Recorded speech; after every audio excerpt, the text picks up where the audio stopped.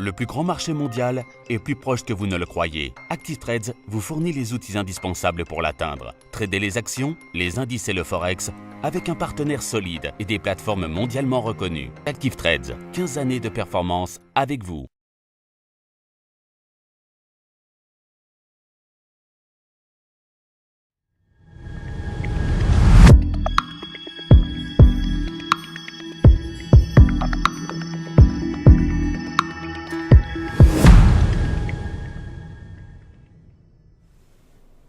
Bonjour à tous et bienvenue sur boursicoté.com pour cette nouvelle analyse technique du CAC 40 en clôture, où nous pouvons donc constater que la zone que nous avions définie comme support la semaine dernière des 5390 points a bien tenu aujourd'hui, puisqu'au terme de cette séance, le CAC 40 continue à évoluer d'une manière positive, marque un nouveau plus haut significatif et clôture à 5438,55, gagnant presque 26 points et 0,48% par rapport à la clôture de la séance de vendredi. Donc une séance, ma foi, qui n'apporte pas grand-chose de nouveau en termes de configuration technique, puisque nous sommes ici sur une poursuite du mouvement haussier, donc avec inscription d'un nouveau plus haut significatif. L'objectif ici des 5470 points semble de plus en plus apporté. Alors toutefois, on n'a pas encore eu de contact ici avec la bande de Bollinger supérieure, ce qui nous montre qu'on n'est pas sur une dynamique qui marque des accélérations. On est vraiment sur quelque chose de très continu, mais qui n'a, semble-t-il, aucune aspérité. On n'a pas de conviction, on a l'impression d'être sur un mouvement de suivi comme ça, mais qui n'a pas une grosse dynamique. Pourtant, sur les indicateurs, nous avons des signaux qui commencent à montrer une certaine dynamique, avec ici le RSI qui commence à rentrer en zone de surachat, on est presque dans cette zone, le stochastique qui y reste depuis maintenant quelques semaines, ce qui est un signal de force, le MACD qui ne veut toujours pas se retourner à la baisse malgré une progression haussière mais très très graduelle. Et les volumes, eux, sont en léger recul par rapport, il est vrai, à une séance de vendredi qui était une séance d'expiration.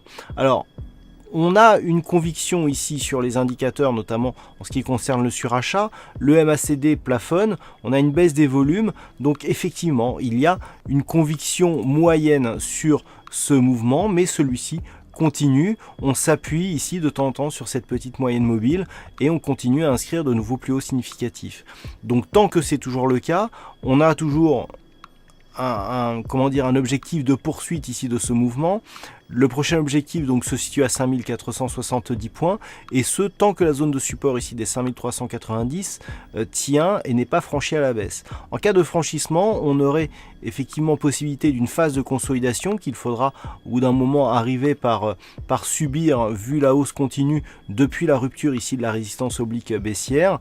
Tant que les cours ne repassent pas sous la moyenne mobile 20 exponentielle, même sans contact ici avec la bande de Bollinger supérieure, nous considérerons que nous sommes toujours sur une dynamique haussière pour l'horizon de temps court terme. Voilà donc les points à surveiller pour demain, éventuellement 5390 et dans le cas d'une baisse plus marquée, un retour sur la moyenne mobile 20 exponentielle qui devrait se situer autour des 5330 points, zone de support qui pourrait jouer un rôle aussi lors d'une éventuelle phase de baisse et naturellement en cas d'inscription de nouveaux plus hauts significatifs, on continuera à viser les 5470 points.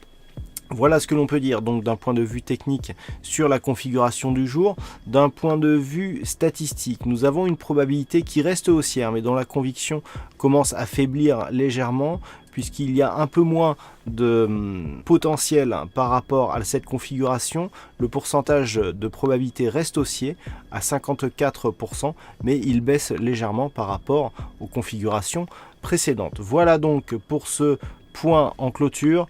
Passez une bonne soirée, on se retrouve dès demain pour d'autres analyses techniques, toujours sur le site boursicoté.com.